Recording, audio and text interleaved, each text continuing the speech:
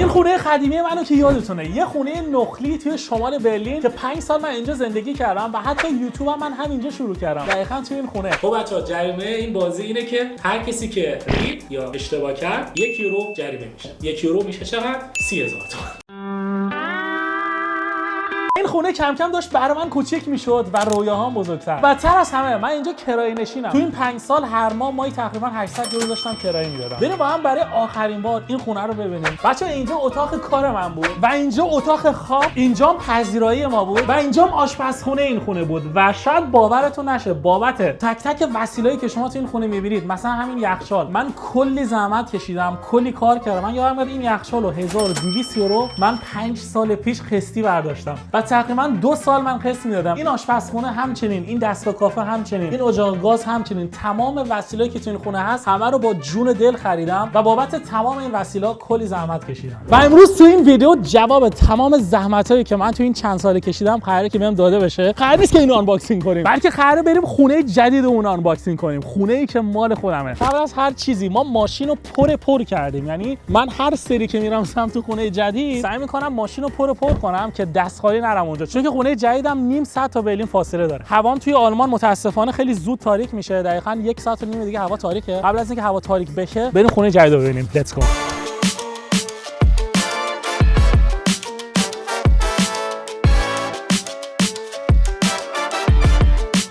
خب آقا کم کم داریم نزدیک میشیم به خونه جدید. بچه‌ها ولی امیر خونه منو دیده. ببین خواستم سورپرایزت کنم ولی یه بار اومدی دیدی از بیرون. بهترین آپشنی که خونه جدید داره اینه که ماشین رو خیلی راحت میتونم بذارم دم در خونه. خب بچه‌ها اینم از خونه ما. دقیقاً داریم میبینیدش. بعد این خونه 2 طبقه است. یه اتاق هم بالای بالا داره، طبقه سوم، و من همه رو خریدم. قشنگ یه خونه است ولی 2 تا واحده. خب 2 تا واحده. خوبیش اینه که خونه اینجا سر نبش خیابونه. این خیابون شخصیه. بعد ما میتونیم این خیابون رو استفاده کنیم. ولی این خیابون عمومی، اینو دیگه همه میتونن استفاده کنن. و خوبش اینه که دقیقاً روبروی خونه ببین یه زمین خیلی بزرگه که هم آدم ویوی خوب داره، همین که تابستون اونجا پر از اسبه و یکی از برنامه‌های منم اینه که یه روزی اسب بخرم و بیام برای خودم اسب سواری کنم. البته اگه بتونه آنو تحمل کنه. همونجوری که بهتون گفتم خونه 2 تا واحد داره. واحد پایینیش که طبقه پایینه 3 خوابه است و 70 متره، واحد بالایی 4 خوابه است و 110 متره. اول از همه بریم واحد پایینی رو ببینیم. ببین تمام اینایی که داری می‌بینی امیر، اینا همش حیاط و باغچه واحد پایینه. خب بعد یه ورودی از این ور داره که درش هم بازه. یادم رفته ببند. الان ما دقیقاً توی واحد پایینیم، توی گارتن واحد پایین. خیلی گارتن اینجا کوچیکه. یه قسمت این ورا داره، یه فضای خیلی کوچیک هم اینجا داره، به علاوه سایبون و تراس. اینجا دیگه میشه پذیرایی خونه. ولی خب اینو در نظر بگیرید که هر 2 تا خونه هم طبقه پایین هم طبقه بالا گارتن دارن. 2 تاشون حیاط دارن و حیاطی که دقیقاً پشت اینه یه حیاط خیلی بزرگتره و این مربوط میشه به واحد بزرگتر، اون واحده که 4 تا اتاق داره. و از اینجا متاسفانه نمیشه رفت داخل. بریم از ورودی اصلی بیایم. یه چیزی هم بچه‌ها یادتون باشه،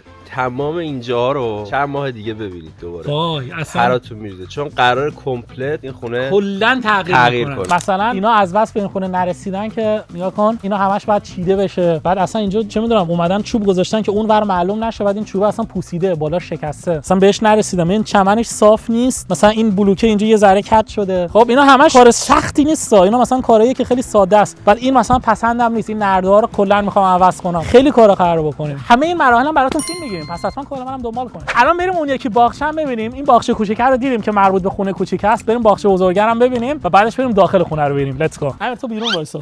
وقت نمیدم.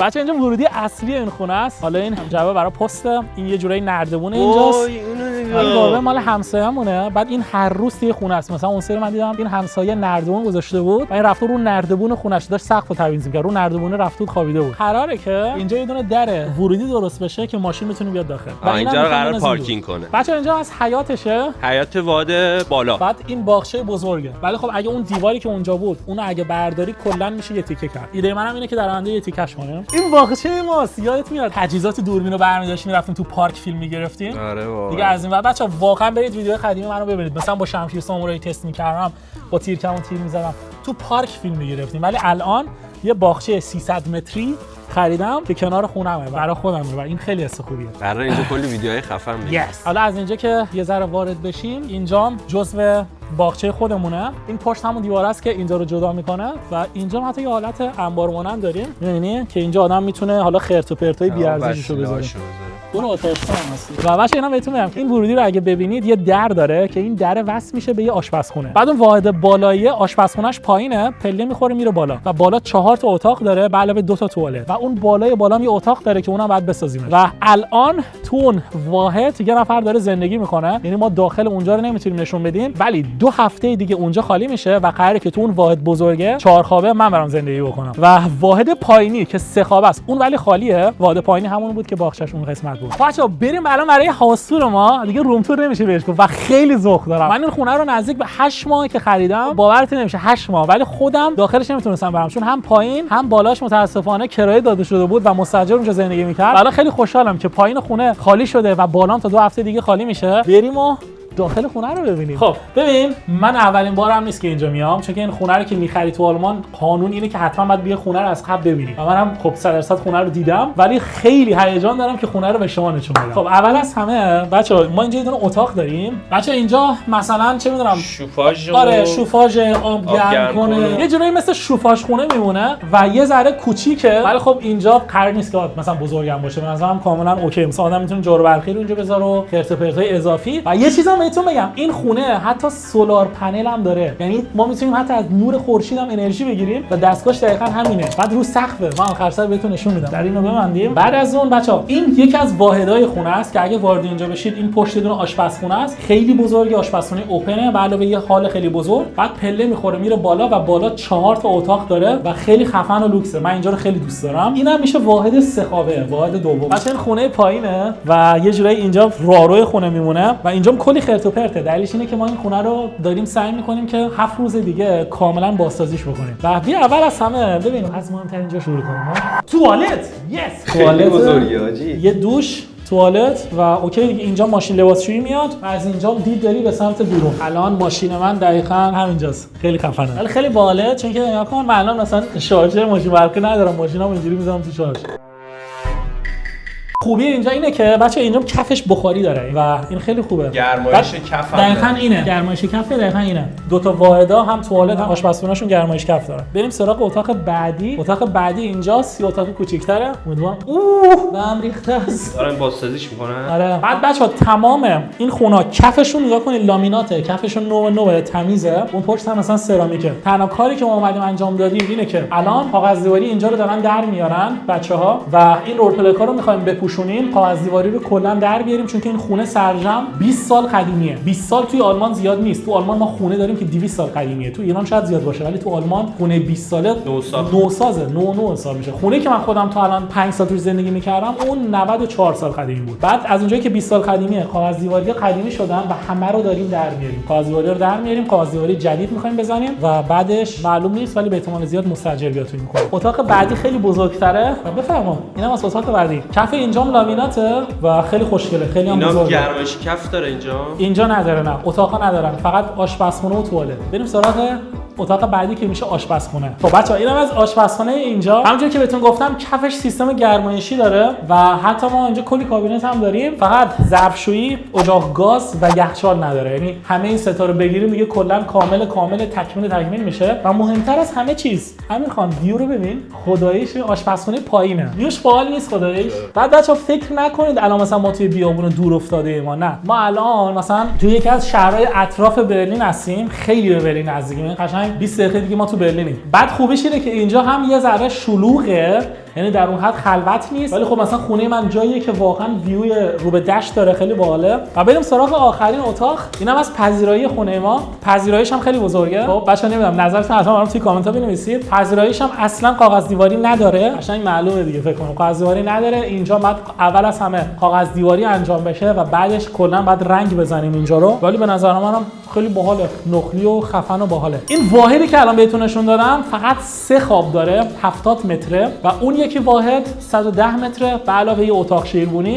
که اونم فکر کنم 40-50 متر باشه. یعنی با هم میشن چقدر؟ 220 متر. 220 متر 8 تا اتاق. به درد من که نمیخوره. اما همین الان خب اون پشت توی گارتن بودیم. من عادت کردم میگم گارتن. باغچه. آفرین، ما تو این باغچه پشت بودیم. اینم از ورودی باغچه. یعنی هم از ورودی اصلی میشه اومد تو این باغچه، هم از این ورودی که دقیقاً این بغل دیدید و به نظرم اینم خیلی آپشن باحالیه. شاید یه سری بگن اینجا امنیت خوب نداره، ولی مطمئن باشید خیلی امنیت داره. خیلی بیشتر از چیزی که شما فکر می‌کنید امنیت داره. آتش نشانی و ایستگاه پلیس با ماشین 1 دقیقه راست 700 متر پایین‌تره، یعنی وقتی که مثلا تو این اطراف تو این شهر یه جا آتیش میگیره صدا آژیرشون میاد. بعد خیلی هم امنیت داره، اگه امنیت نداشت این نردا بالا بود، اون بالا از این چی میگن نیزه مینداختن دیگه. ما تو ایران داشتیم سیم خاردار مینداختن، ولی نه خیلی امنیت داره. Bitte stellen Sie das Auto dieses Mannes. بچا بعد از اینکه ما اینجا رو بازسازی کردیم یه ویدیو دیگه هم براتون میگیرم و اینم بهتون میگم که اون یکی واحد متاسفانه الان مستاجر توش داره زندگی میکنه. کار قشنگی نیست که ما بخوایم مثلا من الان میتونم برم درو باز کنم از خودش بپرسم اگه اوکی باشه از خونه فیلم بگیریم، ولی در کل خیلی خودخواهانه میشه و اصلا جالب نیست، چون که مثلا کسی هم که اونجا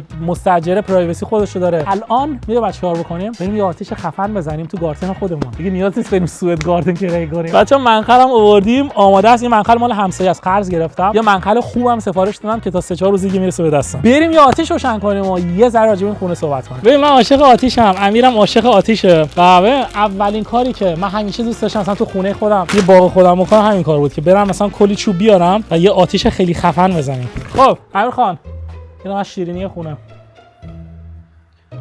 یه خونه گرفتی بعد نوشابه شیرینه دیگه چی بدم؟ همینه دیگه، هر 10 سال پیشرفت می‌کنی یه شیرینی درست میدادی ما دعا می‌کردیم بیشتر.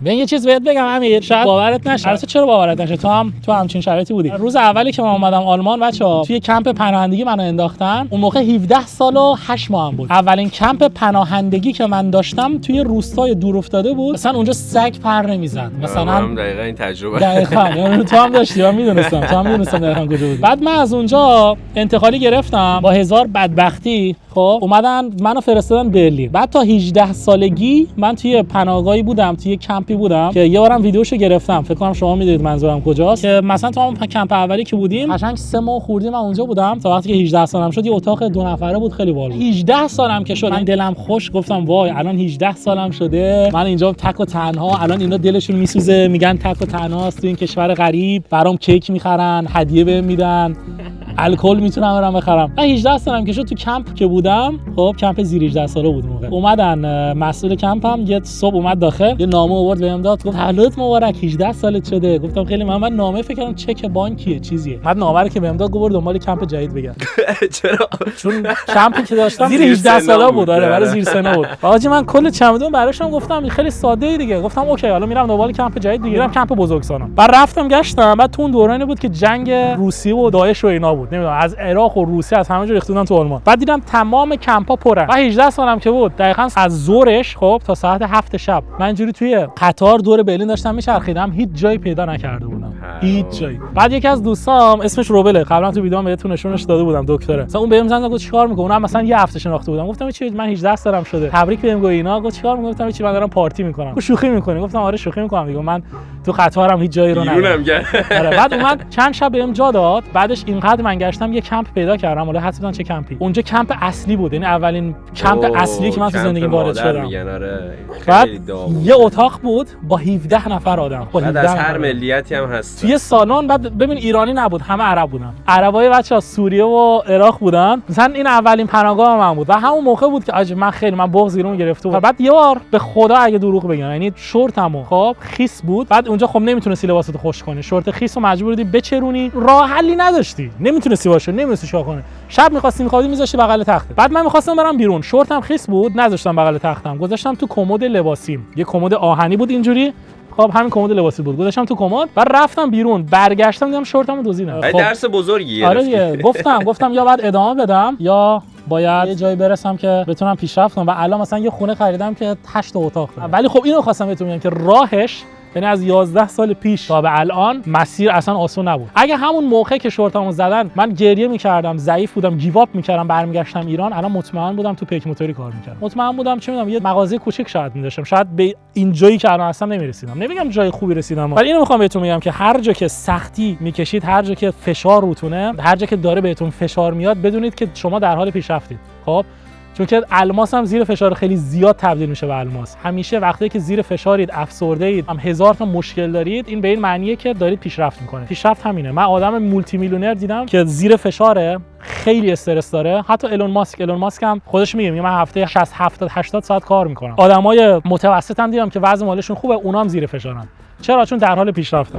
جان آجی چه حالی میده. اولی آتیش خونمونه، می‌خواستیم گریل کنیم ولی امروز خیلی یهویی شد که اومدیم اینجا و هوا زود تاریک میشد، نتونستیم بند و بساط جور کنیم. قرار شد فقط بیایم ببینیم خونه، چون امیر پایین رو ندیده بود. امیر خونه رو از بیرون دیده ولی داخلش رو ندیده، اینجا رو ندیده. حالا یه سوال، موقعی که 17 سالت بود اصلا فکر می‌کردی 10 سال دیگه همچی جایی باشی؟ آره نه، هدفم حتی بیشتر بود، واسه این بعضی وقتا ناراحتم. من فکر می‌کردم میگفتی 10 سال دیگه من خونه‌مو خریدم، ماشینمو دارم. هدفم این بود که تا 25 سالی به 1 میلیون یورو برسم. تا 25 سال. تا 25 سالگی. البته خب ولی نرسیدم. خیلی بیزنس‌های دیگه هم داشت. آره. مثلا حالا خیلی‌اش شاید ندونی. بچه‌ها من این خونه رو که خریدم، این خونه قیمتش تقریباً 0.5 میلیون یورو شد. خب قیمتی که من خریدم 0.5 میلیون یورو بود و یه قیمت خیلی خوبیه. دلیل اینکه من تونستم این خونه رو خیلی ارزون بخرم اینه که فروشندش خیلی عجله داشت. بازار آلمان الان اینجوریه که مردم زیاد پول ندارن. آره مردم زیاد پول ندارن، نمیتونن دیگه، کسی خونه نمیخره، همه مستاجره. اقتصاد خیلی خرابه. یعنی ولی بازم اینجوری به این معنا نیست که مثلا بتونی خیلی راحت یه همچین چیزی پیدا کنی. خیلی مثلا بعد من این خونه رو خریدم، این چی شد؟ درآمد یوتیوب هم قطع شد. از کار من اومدم بیرون. در اوایلش بود که به من زنگ زد، گفتش که کجا اینا، رفتیم صحبت کردیم، گفتش که درآمد یوتیوب هم قطع شد و من اصلا موندم. گفتم الان تو بدترین وضعیته که امکان داره یه بلایی سر آدم بیاد، دقیقاً همین جایی که تو خونه بگیری، کاروبارات روال بیفته، رو ریل بیفته، بعد یه دفعه آره خودش منبع درآمدی که داری ازش رو سرمایه گذاری زندگی استفاده میکنی قطع شه. خیلی مثلا خداییش من تو این تایم پسنداز هر چی داشتم از بین رفت. کلی وام گرفتم، حتی کلی چالش انسان مقابل طبیعت. بعد مثلا خرج ویدیو هم بعد میکردم، مثلا من امسال کلی خرج اومده رو دستم و بازم مثلا درآمدم نداشتم، بعد خب دیگه اصلا آدم نمیدونه چیکار کنه دیگه. توی اروپا، آمریکا اینا پول رو درخت نی، واقعا با تک تک خشتای این خونه رو با سختی ساخته. من میدونم، کنارش بودم و واقعا افتخار میکنم که مثلا یه همچین تلاشی ثمرش شده. این خودش هم خیلی خوشحال بود. نوکرم بس دیگه. بچه بعد بدی خارج اینه که وقتی که جیبت خالیه، مرسی دیگه نمیتونی مثلا، ببین این حسو همیشه داری، خیلی حس بدیه که فقط خودم، یعنی هر اتفاقی بیفته خودم هیچ کی نرم بهم کمک کنه. واقعا این حسی که من تو این 11 سال داشتم، شاید بهت بگم 90% پیشرفتی که داشتم به خاطر همین حس است. چون میدونم پشتم گرم نیست، میدونم کسی پشتمو نمیگیره. ارتش تک نفره. آفرین. بعد مجبوری آدم باسن خودشو ببخشید ولی تنگ میکنه، خب که چه میدونم کار بکنه که به این کار برسه، به اون کار برسه. ایران بودم مثلا پیک موتور کار میکنم یه روز نمیرفتم، گفتم حوصله ندارم. ولی اینجا نه، اینجا من زخمی ام، مثلا مریضم، من مریض بودم، خدا شاهده اگه دروغ بگم. من یه شرکت دیگه داشتم، یه مدت تمیزکاری میکردم، یه مدت من 2 هفته تو بیمارستان مریض بودم چون که یه کنه بهم زده بود تو جنگل.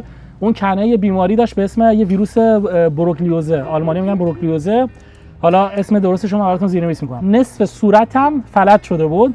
2 هفته بیمارستان بستری بودم. بعد اولین بار میشنوم خودم. امیرم نمیدونه، اون موقع با هم رفیق نبودیم. شبا من از بیمارستان، خب طرفای عصر دیگه هوا تاریک میشد، ما اینجا به عصر میگیم شب، من عصر از بیمارستان فرار میکردم، میرفتم چون چیز داشتم، مشتری داشتم دیگه، میرفتم پیش مشتری. خب بعد مثلا اینجا سرنگ تو دستم بود، این چیه مال بیمارستان؟ سرم بود. این نه سوزن سرم بود، خود سرم نبود. بعد اونو میپوشوندم با یه پارچه، با یه چیزی، میرفتم اونجا تمیز میکردم، برمیگشتم بیمارستان که غیبت نخورم. به خدا این کارو میکردم.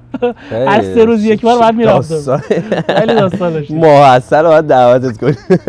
ولی همینه دیگه، زندگی همینه، باید تلاش کنی. چیزی بدون تلاش به دست نمیاد و چرا شاید یه انگیزه پدر و مادر پولدار آره خدایی اون که آره شانس یه انگیزه اینه که تو نمیتونی هیچ وقت گیواب کنی، اینه که خانواده یعنی تو امید اونایی. خب یعنی تو شاید بخوای یه درصدی برای خودت باشی ولی بیشترش برای خانواده و کسایی که چششون به توئه، بعد کار کنی، تلاش کنی، اصلا گیواب نمیتونی بکنی، یعنی هیچ جوره نمیتونی. میگی که اوکی من خودم اصلا خسته شدم ولی به خاطر فلانی.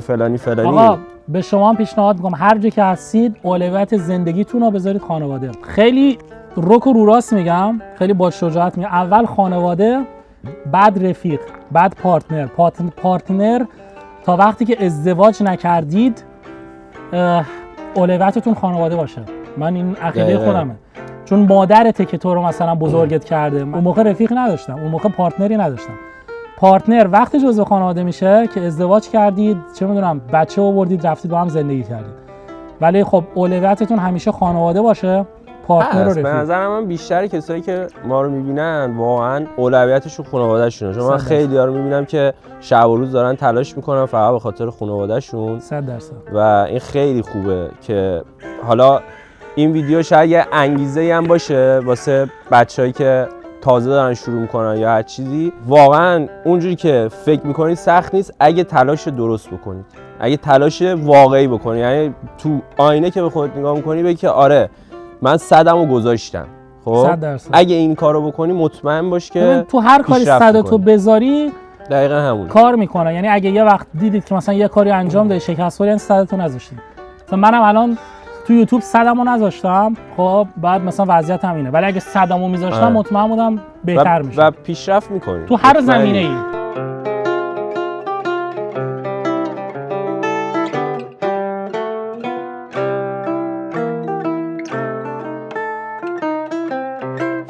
الان وقت اینه که بریم تو جنگل، خب درخت ببریم برای آتیشمون. ولی خسته ایم به خاطر همین کارتون میبریم. کارتون با اره برقی. اینو می‌خواستم تست کنم.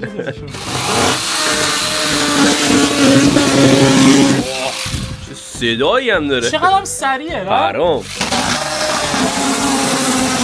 گذشت. نگاه کن اون دورهایی که آدم کارتون میگرفت با دست خورد میکرد اینجوری با دست. نگاه کن ببینی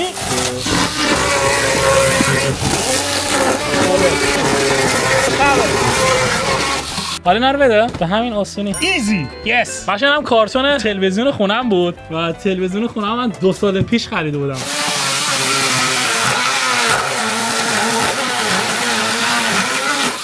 بچه‌ها تقریبا بعد از 1 ساعت 2 ساعت آتش بازی الان اومدیم داخل و قراره که این پنکه‌ایه، یعنی هم پنکه است هم بخاریه. دایسونمون رو بازش کنیم. بعد ببین این اولین خرید خونه است که من انجام دادم، چیز دیگه نخریدم. تمام این وسیله‌ها رو من همش خب از قبل داشتم، از خونه قبلی آوردم گذاشتم اینجا کم کم، ولی خب این اولین خرید رسمی برای این خونه است. ببین دلیلش چیه؟ ببین دلیلش اینه که گرم کنم داره و باد خیلی گرم بهت میزنه و الان که زمستون هوا سرده مثلا حتی کنار آتیش هم بشینی کمرت شاید یخ بزنه. واسه همین گفتیم بخریمش، زمستون هم مثلا بذاریمش تو بالکن یه ذره گرممون بکنه، باد گرممون بزنه. تنها خرید من از رکرویدی هم همین بود، چیزی دیگه نگرفتم. دیدم مثلا خیلی باحاله، تخفیف خوبی هم خورده بود، از 700 یورو 800 یورو بود تقریبا، شده بود 650. بعد به من چون مشتری قدیمی اون سایت بودم دوباره به من 60 70 یورو تخفیف دیگه دادن، این 500 خورده. واه چه چیزی آجی، من اینا رو خیلی دوست دارم خودم.